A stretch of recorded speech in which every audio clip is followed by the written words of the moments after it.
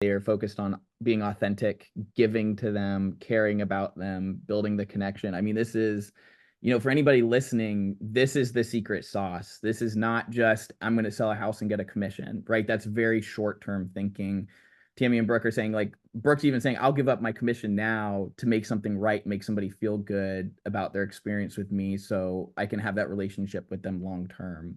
Morning, Momentum Tribe. Very excited to have on Tammy and Brooke this morning with the Jax Listing Sisters story, which is absolute inspiration. I got this actually yesterday in the mail. If you can't see this, these are awesome everywhere. That's what it's all about, right? Thank you both for coming on today. They're going to be sharing an incredible story, their story of how they got into real estate and have sold nearly $100 million in real estate in the last 5 years in a dynamic changing market. So they've seen the high of the highs and now they've seen the changed market. They're going to be going through their journey together. So thank you and welcome. Thanks for having us. Yeah, thank you, John. We really appreciate you and Brittany inviting us on here. We're flattered. It's an honor. It's an honor to be in the position we're in, but also to get to speak about it. A little nerve-wracking too, right? But we're an open book. We're happy to be here. Yeah, this will be fun. Well, you guys are well deserved to earn this spot. Talking about your story, it's just it's been an inspiration to many within the group, and many of us who know you. You both give so much to the tribe, other members of the group, and it's seen and felt, and it makes a difference. So thank you both for what you do. So let's jump in. I'm going to take myself off of the spotlight, but I'm going to be asking questions. So just the general structure of how it's going to go is we're going to hear Tammy and Brooke's story. Then we're going to jump into some more details and probably ask some questions. And then at the end, if you want to put a question in the chat or you want to ask a question at the end in the last 15 minutes, we can do that as well. So with that, I will turn it over to Tammy and Brooke. Right. Well, thank you. I feel like I know most of you guys and we all know each other. The real estate community here in Northeast Florida, for such a big area, still a pretty tight community. But I'm Tammy Baranowski and I have been in real estate for 4 years now.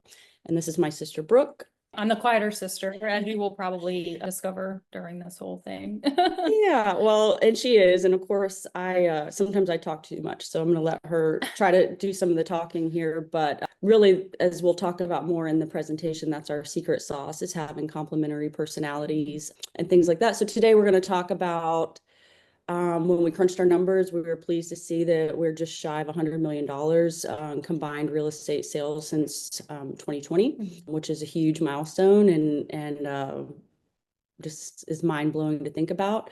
Talk about how we have expanded into wholesaling and flips in this past year, starting to pivot a little bit as market changes were happening. It's something we were always interested in, but weren't in a position to do so until we really got our feet wet in the retail side. We'll talk more about how we love, our heart is in, teacher hearts, and we're not gatekeepers. So we like to mentor new agents and all agents, really. Brainstorming and collaboration is where we're at, and then kind of growing the family biz, so to speak. And then talking about this, especially this last year, but riding the market waves with grit and grace, because certainly we know the last 5 years has been quite a roller coaster for any agents. And that just happens to be when we entered the chat, so to speak. So we'll talk about our experience from there. Do you have anything to add? No, I guess I can kind of start where I started, which was in 2016. I got my license. I joined a brokerage. I had no idea what I was doing. And I quickly got right back out of real estate and ended up getting a 9-to-5 job. Then I ended up letting my license lapse and because I was just working. I was like, I've got to make money. I was transitioning out of a family. We had a farm out in Green Cove Springs, and that was kind of my life, and raising 5 girls. But then as the girls got older, it was time to go find a career path. So got into the 9-to-5. Fast forward 2 years later, I met a mentor who, encouraged me to get back into real estate. So I went back, got my license again. And this time I, hit the ground running. And that was very end of 2019. So I had a very successful 2020. Of course, the pandemic and everything was kind of crazy. But even with, all of that going on, I ended up doing like 27 transactions and nearly 8 million in sales and volume. So with the help of the mentor, and it was a great place for me to start, given my personality. I'm a little more reserved, but I I enjoy learning new things, and I'm very good at just sitting and listening and observing and following directions. So it worked out really well for me to be on a team and following a leader. Brooke, So can you talk to us about that 2016 experience? So you got your license and it didn't work out. Why, in your opinion, what caused that to happen? I think it was mostly because I didn't really have a mentor. I was offered no mentorship really with the brokerage I joined. And so, I honestly had no idea where to even start, and it was just very overwhelming. And I was kind of panicked. Like I need to be making money, and instead I was paying into the brokerage every month for the little fees they had, and I wasn't making anything, and I didn't even really have a place to start. So I will say mostly because I had no one willing to step up and teach me anything. Got it. And so when you found your mentor that really helped you along the way, what did that mentorship look like? What did they provide you with that made such a difference? Well, for one, they did provide the leads, which was helpful, being able to just kind of follow them around, listen to their phone calls, kind of learning the lingo. And, once I started to contact leads, knowing how to approach them and how to speak to them and sound like I know what I was doing because I was new. So I was provided the leads. I was, provided the CRM and, all the things. And I believe we were doing Zillow at the time, and, taking on those calls and doing the showings. But I worked my butt off. I was all over the place all the time, and it was a little exhausting, but I am very grateful for that time because I learned so much so quickly. But like I said, it was a really great place for me to start, given my personality. And I'm just grateful for that because I was able to, eventually bring or encourage Tammy to leave her hospital job. She was, during the pandemic, she was pregnant, working her tail off at the hospital. I just, she's always had that drive. And so I knew that if I could be successful at this, I reached out to her and I'm like, will you please, I just see how much you work, and you're always trying to help people, and you really aren't seeing that return. And she was just running herself ragged, and I hated seeing her like that. And I said, if I can do this, I know that you can do it. And I know it was a huge leap of faith for you.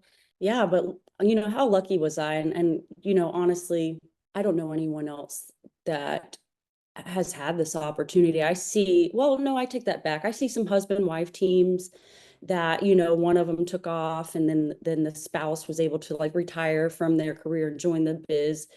And that's got to be interesting, living together as coworkers and co-parents and everything like that. But Brooke and I have always been close our whole lives. I trust her with my life. I trust her with my children's lives, should anything happen to me. So I certainly would trust her with my business, right? And I think she feels the same way.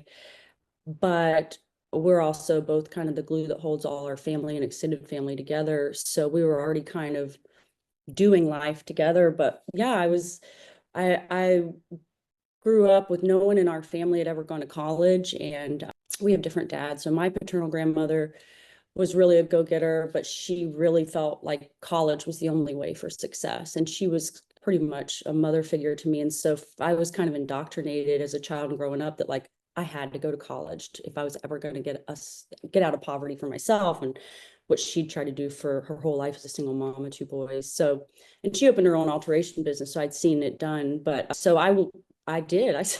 But I didn't know at the time that enough about myself, my skill set, what made me happy. So I went to college for the sake of just going to college, and bounced around a couple of different majors and things. And I was always interested in sciences, and I was always studious, but I was also always a people person. And so I ended up getting a bachelor's and a master's degree in dietetics and being a registered dietitian, which nobody can ever take away from me. And I'm proud of that. My grandmother's in heaven now, and I know that she's proud of it too.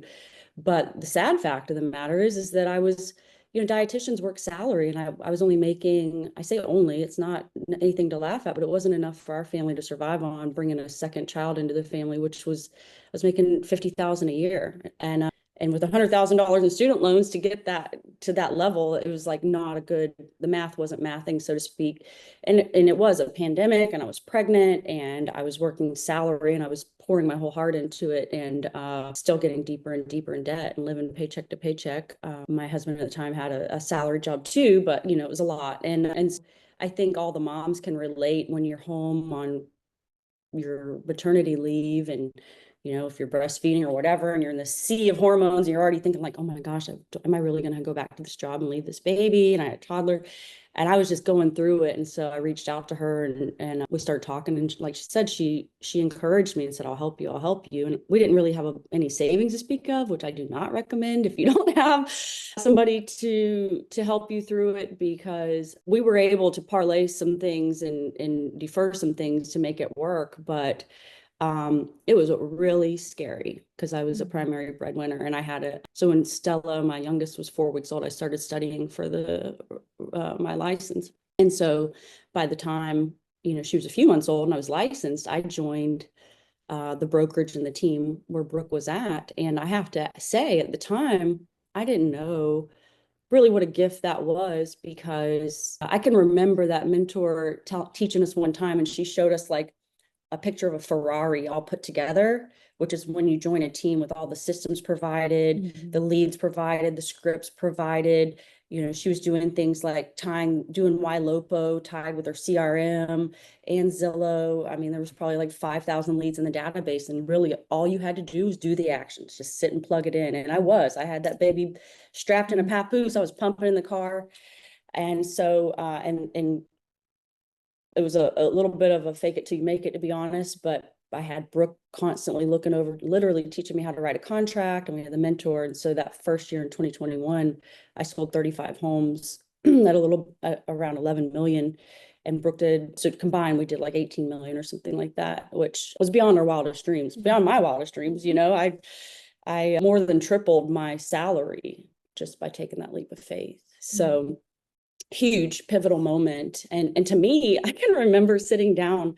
So anyway, I was in it about 4 months, but I realized my personality didn't fit a team structure in particular. And with the brokerage, I wanted something I could touch and feel the people and see them and whatever, and not be as much virtual all the time. And so I started looking for a different brokerage, and I was going to branch out on my own with Brooke's blessing. And so actually, so mind you, this is 2021, and I'm like doing some walking with other mom friends, another mom friend that had a baby, and I'm asking her, like, if you were going to change brokerages, because she was a realtor, like, where would you go? And she was like, I don't know if you've been watching John and Brittany Brooks, but they started a brokerage, and they're like, she's like, if I was going to go anywhere, that's where I'd go. She wasn't even there, but actually her husband ended up coming to Momentum for a bit. But at any rate, and then I talked with another friend who was a realtor, just happened to be a mom friend, and she said the same thing pretty much. And so I really didn't interview at any of the brokerages. I didn't feel a need to. I trusted both of them, but I sat down with John for a bit. Brittany was on maternity leave herself at the time. There's lots of babies happening around the pandemic. John and I sat, and he goes like, if you, what is your wildest dreams or whatever? And of course, it's a trick question always with John. Because I said, oh man, if I could make 6 figures, I would just feel like I was rich. We grew up pretty much in poverty too. So to me, I didn't know what $100,000 looked like even. And he kind of smiled. He was like, I think maybe you could do that. And as it turns out, I'm not afraid to share, I grossed like 240 that first year. I paid out a lot in referral fees and expenses. Like that was not my net. But in terms of like humping it and selling 35 homes, that was big. And so I'm sure that's a nice moment for John to be like, I told you, but the cool thing is so I said, I'm going to go over to Momentum. Brooke chose to stay a little longer where she was out on the team. And it was only a few months before she'd be reaching out to me like, do you know anybody that knows a vendor for this? Do you have a showing assistant for this? Do you know anybody? And I was like, girl, I'm your sister. I'm going to help you. But if you're going to start wanting to use these resources, you're going to have to come over here with me. And she did. She's happy now. But at any rate, when I came over, and mind you, this was like 4 months into actually being licensed, I had a few closings under my belt, but I did like 10 transactions pending or closed within that first 6 months of being a real estate agent. It was bonkers. And the criteria for Momentum's mentorship program they had at the time, I don't know if you've been watching this series that John and Brittany are doing, but Shauna Clark is one of the most amazing Momentum agents. And John sitting with me, talking with me in that season of being a mom, he had the intuition to know that I needed to run my business differently like a mom, and that Shauna was running her business differently like a mom. It was right before she started her own team. And he gave me a couple suggestions for some other agents to pick as a mentor. He was like, call any of them. I'm not even telling them you're calling. Just call them and see what they say. And sure enough, I called like 4 or 5 of them, and they were all like, "Yep, I love it at Momentum. Would love to mentor you, whatever." But like me and Shauna talked for like an hour, and it was just magic. I joined her, and she was out of St. John's, and she was, helping me with some Zillow leads, and the mentorship program was really cool because, like, correct me if I'm wrong, John, but I think something like for your first 10 or 20 transactions, you pay out 20% of your commission besides whatever, your brokerage fees and stuff are. So it was almost like a hybrid from a team of, so you get that little bit of, what is it, security blanket or security net. But plus you're getting to learn from she was in the biz like 12 years at that point, and she was a true friend to me. She taught me so much. I was able to pick my momentum back up, starting with no database, because really as a real estate agent, the only thing you do own, I think, is your database. And on a team, that was something that mentor had wrapped really tight, that not only she got to keep her own leads, but any leads you brought. So that was the problem. But so anyway, Shauna was really gracious and generous and really helped me get going. But I also met a bunch of other agents just right out the bat at Momentum. Chris Moore, and I quickly started really participating in the group chat and making it well known. And I knew I needed to hustle, even though I was doing transactions on my own. I just felt like I wanted to really not say no to any opportunities.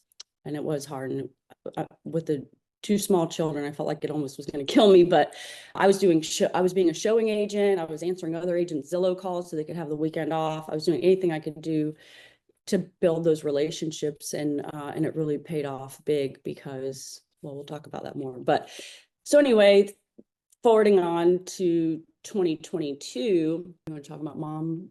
Well, I had a transition from my team to an individual agent as well. I was like, hey, if she's, buying Zillow leads, I can buy Zillow leads. So I started purchasing Zillow leads in my zip code, and was pretty successful with that too. But of course, I ended up coming over to Momentum, which was the best decision ever. And then forward to towards the end of the year, 22, September of 22, our mom got really sick, and we were at the hospital every single day, and we had to tag team it. Of course, Tammy has small children. I have kids. I had my grandmother was sick at the time, and my father-in-law was sick at the time. So we had a lot going on. And, given that Tammy was from the medical background, I felt really comfortable with her being there for a majority of the time, just so I didn't miss anything. And she was like, look, I've got to work. I've got to work. And I said, look, I've got quite a few transactions that are supposed to be closing. I'm like, let's just, partner up. We're going to split these, and we're going to, we'll get through this together.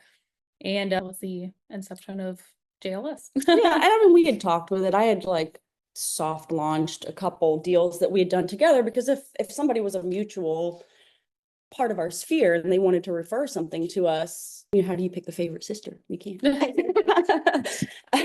So we would obviously split those and work well together and things. We do have vastly different personality types, and that was scary. And we even sat down with John and Brittany, like, should we do a team? And they see the behind the scenes of things, and they're like, well, it can damage some relationships. We see a lot of teams, if it goes south, and we'd hate to see your sister relationship. And we appreciated that. But we also knew that everything we've been through together in our life, our sisterhood is above and beyond, anything. There's nothing either one of us could do or say to each other that would make us love each other less or whatever. So it was all good. Yeah, Tammy, hold it. So on that note, because there's a lot of teams that don't work out, and you told me specifically, and it stood out to me, like, Brooke is my ride or die. Like, she is going to, like, it doesn't matter to me. We will work things out. And I just love that attitude, because I feel like a lot of people, when things get hard on teams, it's the fight or flight, right? And a lot of people just flight. And you're like, no, I'm going to fight to make this work. regardless of any issue that comes up. And you had that mentality from the beginning. I think that's the attitude of a winner, is I'm going to find a way to make it work. And so I just really appreciated that about you when we sat down and all talked about it together, because that is rare. I mean, other people who start their teams are like, oh, if it doesn't work out, that's fine. We'll just like, this is how we're going to split and exit. You're like, that's not going to happen. No, right. Not that it's not scary, and not that we haven't had our ups and downs. I mean, Right. behind the scenes, like you pull back the curtain of any operation and it's holy moly, you know, can be. But also in the I'm the older sister by 4 years, but you know, I'm up and down with my personality. If she's the yin to my yang, and Brooke's like the consistent, right? And there's been times in my life where there's lots of times when Brooke has picked me up and dusted me off. And there's been times when I picked her up and dusted her off, and we've taken care of each other, and we're also taking care of the people around us. So to me, it felt, you know, if we're in this team and we go a whole year, as long as my kids are eating or whatever, and Brooke doesn't sell a single house, that would never happen. She outsells me all the time. But if she never sold a single house, you know, I would be okay with that. And we just know that we can't get resentful, or it's easy to start assuming that you're working harder than the other person, or you're contributing harder than the other person, or the other person's maybe taking advantage. And that's something that we have the privilege with our relationship to always know that even if it doesn't look like they're working, we're doing something. Because like, how do you quantify our mom having to go to maybe 1 or 2 doctor's appointments a week? She has a lot of chronic illnesses. We still take care of her now. It's a big deal. Like we spend that time, and there's no, the ROI on that is that we get our mom. but while Brooke's at a doctor's appointment with mom, I'm out on a listing appointment, or while I'm, you know, doing something with my kids, or she's chaperoning one of my kids' field trips and I'm doing this, and vice versa. So, you know, we live in the same neighborhood now in Fleming Island, so I don't know how we don't get sick of each other, because we literally are doing all that. But so it is going well, and I feel grateful to get to do that. But what is one thing you've learned working together that you maybe might have surprised you that you didn't know going in? I mean, just like anything, you have reservations and you wonder how it's gonna work out, because, you know, she's got younger kids, I've got older kids. So just trying to figure out how it's gonna work, just given our where we are in different stages of our lives.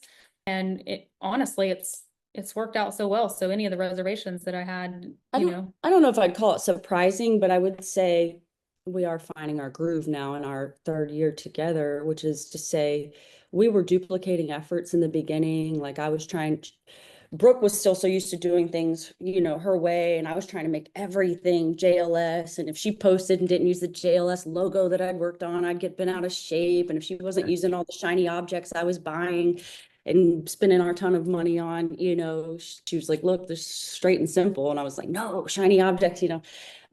But I think the most surprising thing is that I've been able to draw her into the vision and being the visionary, and she's always been the executor, and things where I thought I was going to hit out of the park, and if she was my safety net and like made sure things get through. But we finally have come to the point of understanding our roles in the team and what we do with ease, excellence, and enjoyment, to steal John's phrase.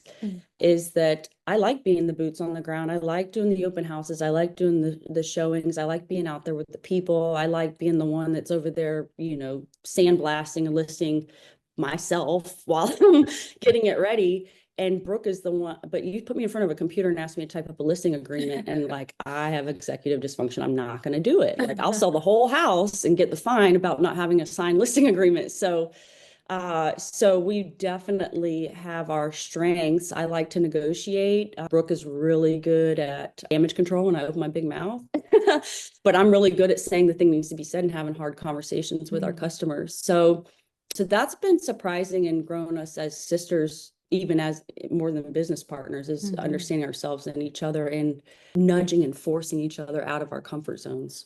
I agree. I love that. Awesome. So what's the future look like for both of you?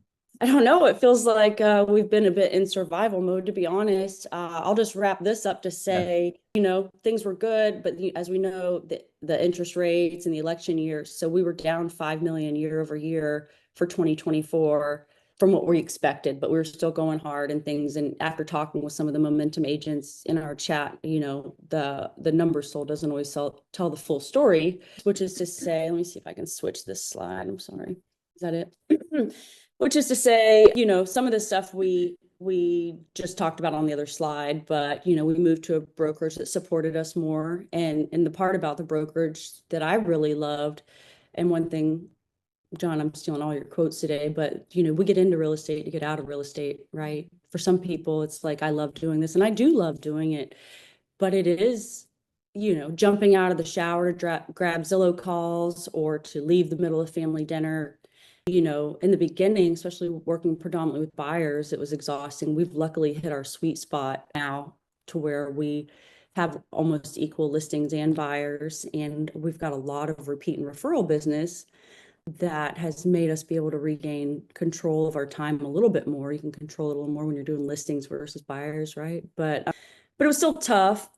Here, you know, on the slide, it's talking about moving to a brokerage to support us more. John had that philosophy, and the people that I met and was having lunch with and schmoozing with, some of them were getting into investings and wholesaling and things like that. And so we had to pivot this year. And also we had a little bit more leeway to do so and knowledge to do so. So as sales were hurting leading up in the beginning of this year, I started really actively letting Brooke handle a lot of the day-to-day resale sales, and I started searching and learning about how to do flips and how to finance flips, and you know, we even did our first one and collaborated with one of our colleagues here at Momentum, and it was a huge learning experience. Ended up kind of breaking even, but boy, I mean, I learned a ton, and I brought that knowledge back to Brooke to say we could do this, you know, on our own, and we did. So we actually had an opportunity to do our second flip also, and it was mostly cosmetic stuff, and we had a great capital partner, so we didn't have to put any of our own money into it. And I knew the sellers that were in a position with, you know, they were going through divorce and they were in pre-foreclosure, and it just rang a light bulb with me, like, this is an opportunity.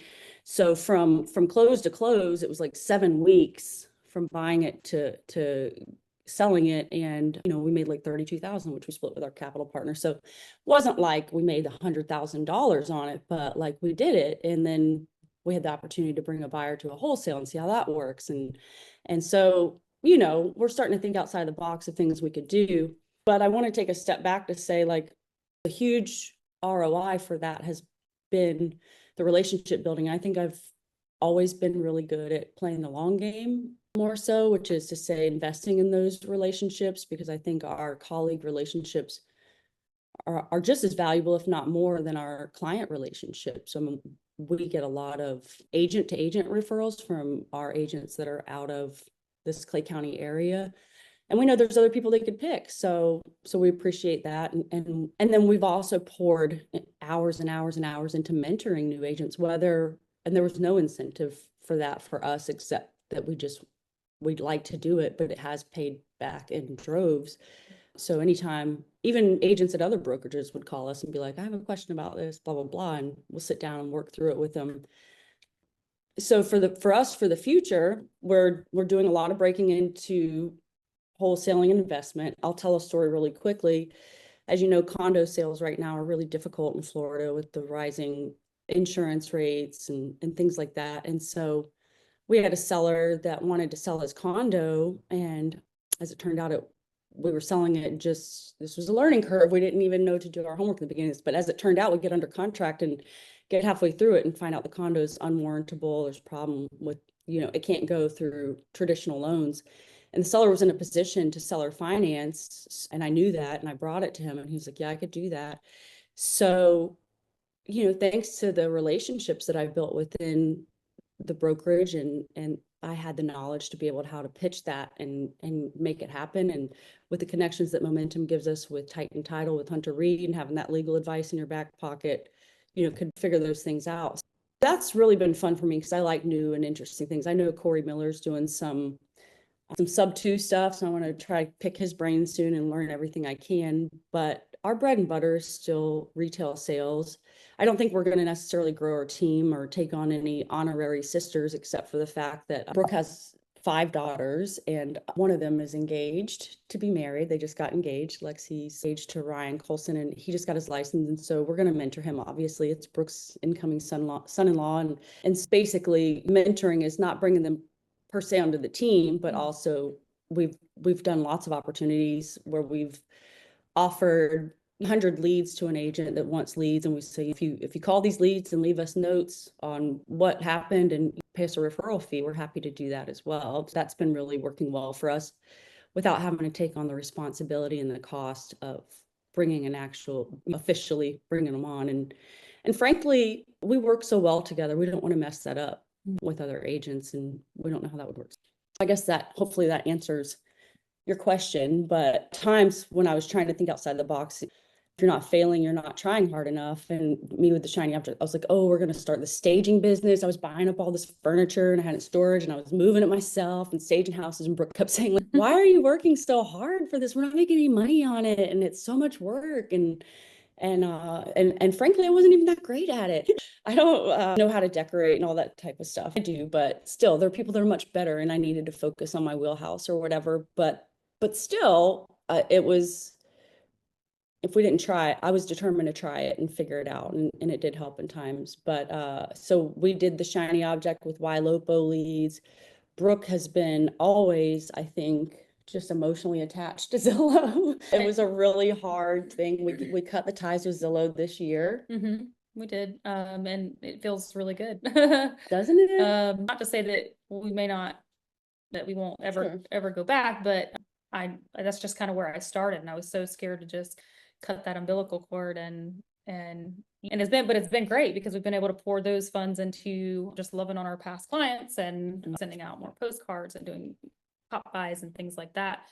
And I'm sure it hasn't been very long since we cut ties with them. So I think we're going to start seeing some really good ROI from just loving on our people and on our past clients and all the pop buys and stuff. Hey, Brooke, what feels so good about cutting the cord with Zillow? Well, obviously, for one, you pay a good bit of money for those leads, and half of them are, I don't want to say it because I know no lead is a bad lead, but it just felt like there were some that were very, very difficult to get to the closing tables. They weren't necessarily bad leads, but they were, the quality just wasn't as good as what we see when we just word of mouth, basically. Right. And they took so much longer, right? As we know, you start off with a cold lead that doesn't trust you. And in this climate that we're in, where nobody trusts anybody on anything, and it's so difficult, we just realize you're always going to have an easier time working with your past clients in your sphere and people who already know and trust you. And they're more forgiving because we are human, right? And if you are late to something or you forget something and it's a brand new Zillow lead, you're dead to them. You're dead to them. And that's a really high, not that we don't have high standards, but they were not loyal, and we would pour a bunch of work into them. And it was very expensive, especially because we live in a higher price point area where the average home is $500,000, right? And that was just a monthly cost and Zillow's always trying to do stuff with their new programs. And it just, maybe I'm a paranoid person, but I was just always felt very I just was like, I feel like they're just trying to take advantage or whatever. And so we did things. We just hosted a little cookie exchange for some past clients, and we are doing more organic stuff. And if anything, we're busier than ever. We are post-election, but it's more fun to me. I agree. And I've not had to jump out of the shower to answer the phone along. I was just going to ask you about the lifestyle, as your lifestyle got better. And so it sounds like to me, like you guys bought a lot of Zillow in the beginning, and that kind of sped your database building up. And then you kind of got to a point where you don't really need this anymore. The market's changed, right? The quality of the leads that you're getting from them are lower, but the cost is still the same. The deals are a little bit more challenging. It's not worth it anymore. Let's just go focus 100% on database. Tammy said it feels so much better to do that anyway, because we already have a relationship with these people, and it's easier because if someone referred us word of mouth because they've had a transaction with us and they know how we work, then that's going to go much further than just a random lead on Zillow. It felt like this toxic relationship where they would send us 10 bad leads. I'll go ahead and say bad leads or whatever. And then it was like Big Brothers with some Brooke and I was like, should we get rid of Zillow? And then Zillow would send us like a 600,000 easy buyer. We'd be like, he sucked us back again, like a toxic ex-boyfriend or something. But we finally realized, and just by crunching the numbers and doing the data, and also realizing that we are lucky enough to be in our sweet spot. But what I will say is that we have January this year, we were sitting talking about it. And when we did the math, we realized that at that time in January, when whatever January does for the market, we were adding up like the deals we had pending, and we were like, oh man, a good majority of these may not be new Zillow buyers, but they are sellers, but they are like either referrals or repeats of them. And I really liked Casey Harder's story that she shared a while back, where she was like between a rock and a hard place kind of, and she came to you and she had a little bit of runway left, and you were like, look, you've got this money, you're in Gainesville, you can either double down on Zillow leads and build your business fast, or you can just save that money and just try to build it organically. And she doubled down on Zillow and it worked really well. She built up her database. We have a huge database from some of those different like iLopo and things. And so those are great. And I'll tell another story, which is one of those Zillow leads that called, and before I even came to Momentum, he was like, I have an agent and I want to look at a FSBO. Oh gosh. But I did a good job of portraying confidence, because I wasn't super confident. I was 6 months in, portraying confidence and also giving my value proposition and following up, not stepping on toes, but he said he was kind of unhappy with his agent. She was new, whatever, just following up to see how things were going. And he circled back and I ended up selling them a house. And then he referred me to a coworker who gave us between that wanted to sell a lot. And so we did that transaction, but then we ended up doing at least a dozen transactions with this one particular customer of ours, both in we helped him buy maybe 4 investment properties this year, but also in his own personal family and things. And then ultimately built that relationship up, and he saw us in action and trusted us enough to become our capital partner and help us with some of our flips. I always say don't knock Zillow completely, because it does bring people in. We're definitely up, but maybe not 5, 6, 10 ROI of our investment, but we're up. And so we're happy about that. But because we are changing how we're doing our business, and I don't know if I've shared this a lot, but I'm actually going through a divorce right now, and I have 50-50 custody of my 2 girls. And so I've had to really change how I'm doing things, which is to say, when I'm with my kids, I'm able to be much more present. And I don't have to jump up and answer a Zillow call or whatever when I have my kids, because it's not like I can leave. It's just me and the kids when I have them. And so having more control over my schedule and being more intentional helps me be a better mother, for one. And it's so nice to be on a team with Brooke, because she helps me cover so much too when I'm with my kids. And then when I'm not with my kids, I can just go hardcore, and I'm grateful for that too. I put in all the work, but that's the time I can do things like put together a cookie exchange or put together the slides for this thing, and stuff like that. We're still in a season of change, I think I would say, and we don't really know what the future holds, but we're definitely looking at, we did a little bit of coaching with Elizabeth Curry, who's amazing. And we just weren't in the season to really, she was a higher level than we were at the time, because we were still working through, our mom was in the hospital, and I was still in very, very early sobriety. I've been sober from alcohol for a good while now, and grateful for that. But I think in the next season for us, it's more about doubling down on our investing back in our business and our education, and building out more of our systems and processes now that we're finally in our groove. I love that. This is just super inspirational. You came in, you made your team, you guys did a lot of production, you built it a lot through Zillow. You're very relational, you turned it off, your business is still growing. What's more important to you, having a high volume or having a lot of profit? This is another trick question. Having a high profit. High profit. All right. So I'm just, because right, some agents are really focused on getting the accolades and having the highest volume possible. But there's agents out there who produce whatever, $10 million an agent, and it's pure profit, versus somebody that has to produce 100 million to get the same type of profit and literally do 10 times as much work. And I know that, turning off Zillow is a big thing, but what we found personally as well is within a year, we had actually made more profit after turning it off. And I suspect that you both will have that same experience, because we were addicts too, right? On the phone nonstop. It's just go, go, go, convert, follow up, everything. And I love that you're doing mentorship as well. So thank you guys for sharing this. What I'd like to do is I want to dive into some more of these topics that you brought up and open it up to the floor for the audience. We have about 15 minutes here left. So thank you guys for listening, and Tammy and Brooke's story. It's just incredible. And for you guys just listening, and I'm going to take myself off of, do you have some more slides that you want to share?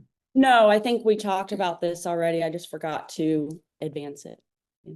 Yeah, there's the awards. Yes, Tammy won the Grit Award, and the teams won some awards. So they've just been phenomenal in the top, 1 to 5% of production every single year that they've been in the industry, which is nothing to sneeze at, to be honest with you. It's a competitive market here. So congratulations. I do want to share one last little story, which is to say, so we were so grateful to be top duo, not top team because Shauna Clark kicked our butt, but top duo.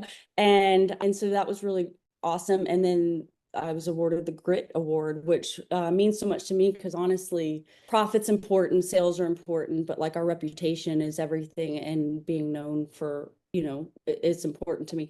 And so John and Brittany gave us these beautiful awards. You can see they're nice in glass or whatever, and the round ones have a little foot. And so I had these awards up on my shelf, and of course, one of my children accidentally knocked over my Grit Award, and I watched it fall, and I thought, oh gosh, this thing's going to shatter. But it just chipped. I'm breaking it again. It just chipped the corner of it. And honestly, I love it so much more because it's like that little Japanese bowl with the gold. You guys should intentionally give this out to the next Grit Award that it has this corner chip. It's broken on purpose. Like Rocky Balboa coming out of 2023. And that's how I felt, honestly. There's a lot more to share there, but I love this all the more now because it's so much more authentic to what it's like to have to persevere. But yeah, I'd love to answer any questions anybody has. That's awesome. I love that. What do we got? So I see a lot of people in the group. Can you guys go ahead and share with us some of the questions you might have about Tammy and Brooke's story? Oh yeah, I have one. Hey, Tammy and Brooke, it's Brett. Thank you guys for coming on and doing this. Also, I've known you guys forever, so it's super awesome seeing you guys succeed and stuff. But I think you guys' team is really unique in that there's a lot of teams that form where it's like a top producing agent, and then it's like kind of like a mentor agent, and it's always like this. Like there's always, and it's like they move up together, but you guys have really made it more like this, where you both are just these like top powerhouse crushers who are kind of, it's really unique how, I'm gonna give you guys compliments then ask a question, but it's just really unique how you guys both are just top performers and really just are almost there to like help each other both be top performers, if you will, instead of like, oh, like one's the lead agents and one's the mentor. I guess have you got, I mean, and you guys kind of touched on it, but maybe dive deeper on how you do, like when someone goes on vacation, let's say, what does it look like for the other?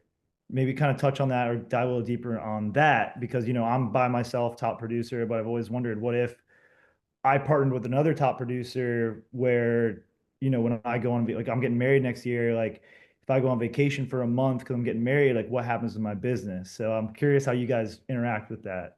I think it just comes so naturally just because we're sisters anyway. And it's like, hey, we feed my dog. Yeah, I'll feed your dog while you're gone. And so it's just so natural for us anyway. But, obviously when one of us is gone, we want the other one to really thoroughly enjoy their time and be present with their family. So, with showing assistance and, being able to delegate some of that stuff so that we can handle twice the business while one person's gone has been super helpful. A lot of the agents that might be on right now have been super helpful to us in our business. So, but yeah, I mean, it just comes naturally. So it's hard to speak as to, two separate agents who are just colleagues versus I think because we are sisters, we naturally want to really help each other. We do. But I will say, it's not like putting in a PTO request, can I have this weekend off? Our life is our life, right? Like her daughter does travel volleyball, and I tried to do a year of travel cheer for a year with my oldest. 0 out of 10 recommend. No, I take that back. It was really good. We got to bond and it was a lot, but thank God we were in our season of our business where it was more listing heavy last year and things like that, because as buyer's agents, it would have never happened that we were both out of town a lot of weekends doing travel things. And it was tough. And we did end up having to pay the price of showing agents, and we referred out a good bit of business too. We've learned to get a little more selective and refer out business if we just know that we're at our max and we're not going to be able to accommodate it, or if they're going to be a long drive or whatever. But we also know each other's strengths and things. So I try to wrap up any loose ends on things that I know she's not going to want to do anyway while I'm gone. And the same for her, right? And so we do a big push. Hey, I'm about to go out of town, but I went ahead and printed out the MLS sheets for your open house, and I got the sign and and I did this. And we also are, and I actually learned this from Heather and Danielle. Shout out to them. She was so sweet to talk to me for like an hour one day, both of them. But as we were trying to decide to make a team, and one thing that they do is they make sure that for the most part that they're in a group chat with all their customers while they're not duplicating efforts, which we did a lot of in the beginning. And we did a lot of in the group chat. I drove Brooke absolutely crazy because I would jump and answer questions before conferring with her on the side. So at the same time I'd say yes and she'd say no, and then the client would be like, what? And she'd be like, I don't want to say the B word, but she'd be like, girl, you know. And I've been sorry. So I've had to really learn, and we've had to really improve our communication on the side of like, I'm going to let you take the lead on this convo and be okay and trust each other. And that's hard for me to let go of the reins. It's hard for any of us to let go of the reins because we do things differently. But even still saying neither of us take advantage of the arrangement. So that's wonderful too. Right. Oh, and a kind of a follow-up on that too, as far as like when you're talking to clients, now are you kind of, because I work on this now with like my TC and showing assistants and stuff, like you're telling your client right away, hey, look, Brooke does this, Tammy does this. Like, are you really like, are you telling them that like from the get-go, like almost like a divide and conquer type deal, or is it, or you guys are just kind of deciding, We don't like to pigeonhole ourselves like that because you never know what's going to happen. I mean, obviously, like I said, I'm going through some personal stuff. So as far as they know, we are just a team. I will tell them sometimes Brooke's the lead or Brooke's your point person on this, or I'm your point. I'm here to sit through the inspection, but honestly, I've honestly not looked at your inspection report or whatever it is. So if you have questions, just like a showing assistant would, like maybe go ask Brooke, because I don't feel like reading your inspection report because I have 10 other ones I read today or something like that. I don't say it like that, but you know what I'm saying? Like, yes, sometimes I'll say Brooke's your point person or Tammy's your point person, because otherwise, what's the advantage of having two of us all the time other than our synergy or whatever? But and like in listing appointments, I'll show up with the numbers and send everything over, and I'll be like, Brooke, you know, I'll hype her up. I'm like, Brooke's our numbers girl. She ran all these numbers. She's amazing at it, and that's her wheelhouse. And I'm going to be amazing at helping you get your house set up and negotiating the deal. But this is what we think from the numbers Brooke ran. I think every transaction is different. It really kind of depends on who they are, or they already have the relationship with, and that's kind of who mostly runs lead. But we still help each other on each transaction. And so who's a good personality fit. We have one right now that's, knock on wood, going to close this week. But they were a social media lead in one of the mom groups, and me being competitive, I sat through almost like a 2-hour interview with these people, and they were, you know, first-time home buyers, and they needed a lot of hand holding.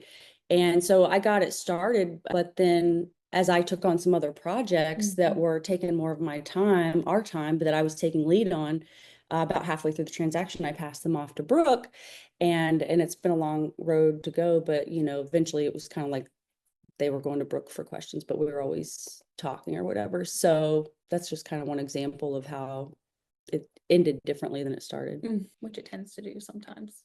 Thank you guys for sharing that. Appreciate it. Thank you. And congrats on your wedding. So yeah, it's exciting. Oh, John, you're muted. Any other questions for Tammy and Brooke? And I have a couple questions as well, if the audience doesn't have any. All right, so here's a question that I have. You know, you guys are the top 1% as the Jax Listing Sisters at this point. What in your opinion makes you different from the other 99%? And I want to hear from each one of you individually.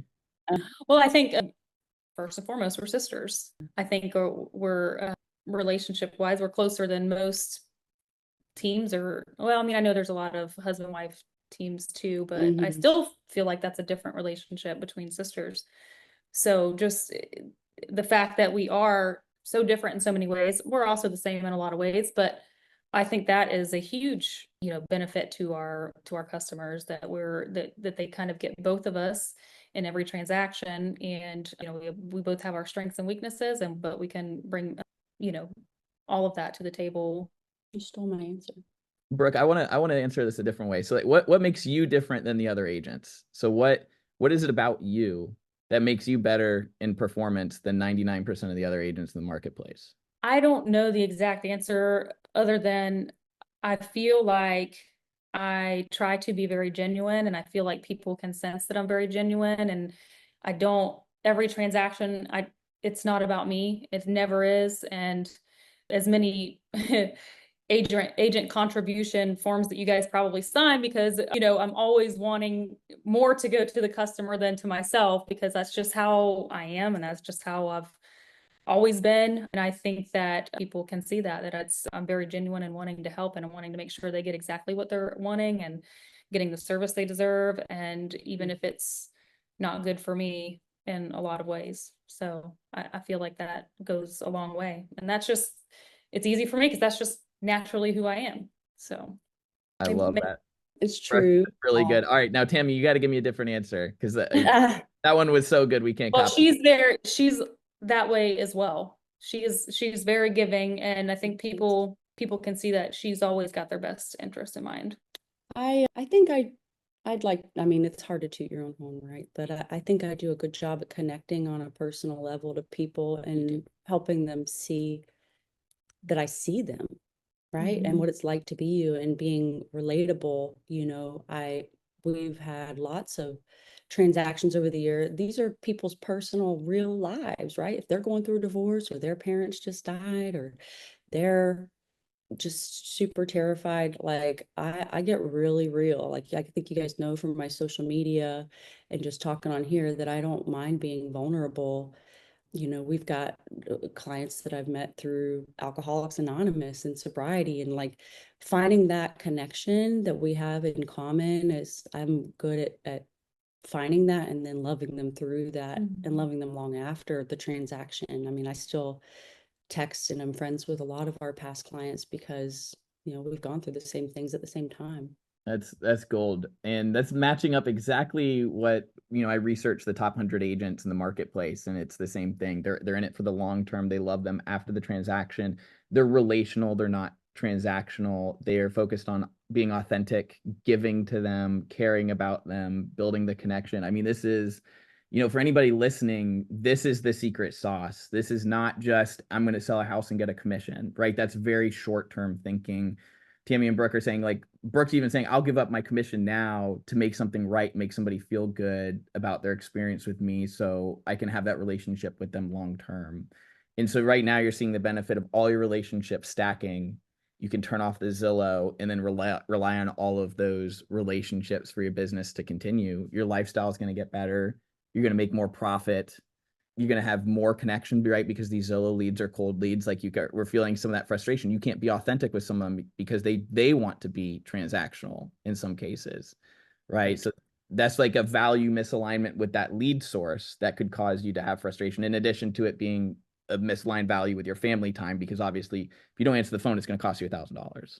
Yeah. So I love it. This is going in the right direction. So we have another question in the chat. I'm sure there are times when you are disagreeing on a decision. How do you come to a middle ground? This comes from Jamie. For someone who works independently, sometimes I just struggle with decision making. Do you have any tips to help? We get mad at each other and we hang up. Brooke will send me a thumbs up emoji, which we all know what that means. Sleep on it, we'll call off, and then we'll go back to each other the next day and be like, you know, I was thinking and I'm actually wrong and you were right about this. And we do a lot of that. And I love it because, you know, no matter how mad we get at each other, we still have to see each other at Christmas, right? So I kid, but, you know, and we're still working on that because confrontation is not always, I can tend to steamroller if I wanted to, but she's really taught me how to be more measured and to see other people's perspective, and that my way is not always the right way. I don't know that anybody else could be my teammate but my sister, honestly. Well, and you know, the opposite side of that, you've also taught me to stand my ground and, you know, fight for what's right too. So it's, yeah, and it helps because she'll be like, can we give back, blah blah blah. I'm like, no, you are not giving them that. We worked too hard for this and you're not doing it. And she's like, fine. And so because she knows she's going to catch grief from me, it helps her stand her ground a little bit more, which I love. And I've seen it and I've watched her blossom and bloom and know her own value, and it's beautiful to watch. I love that. Thank you both. We have one last question from Debbie and then we'll wrap. Hey, I just wanted to give just a little heartfelt shout out to both of you. I've never personally met either one of you face to face, but Tammy, you were the front runner in a transaction we had earlier this year on Farm Way. Don't know if you remember. It was a little rocky at some points, but you just made such a great impression on me. You are so personable. You are so eager to make the deal work at whatever comes. It didn't matter. And I've been in real estate since 2013, certainly not at the level you are, but I can honestly say I've never had a transaction like the one I had with you. And I know I speak to you every once in a while through different things and we've corresponded, but I just felt like I knew you. It was crazy. Like, and you were giving me so many personal information about yourself and your sister and what y'all were doing. And, you know, I'm going to be busy this weekend. I might not be able to get back to you because we're going to the mountains. And I mean, you were just so real. You were a real person. And oftentimes in real estate, people don't want to get on the phone. People don't, yeah, other agents don't want to talk to you. They just want to give you a quick answer and move on. And they're so unrelational and it makes the transaction so difficult. But I just wanted to give a shout out because I think you guys are amazing. Thanks so Nice. much. Thanks. I needed that. Thank you. You're welcome. Thanks, Debbie. With that, we'll wrap it. So thank you all for attending today's call. Tammy and Brooke, just amazing. Bravo. You guys are just doing a great job and really just proud of your growth and your success and excited to see what you do on the investing side and keep that going and exploring and growing. So thank you for that. If anybody needs anything at Momentum, me and Brittany are here for you and we look forward to connecting soon. Tammy and Brooke, I'll follow up with you after this. Thank you, everybody. Yes, thank you, JLS. All right. Bye, everybody.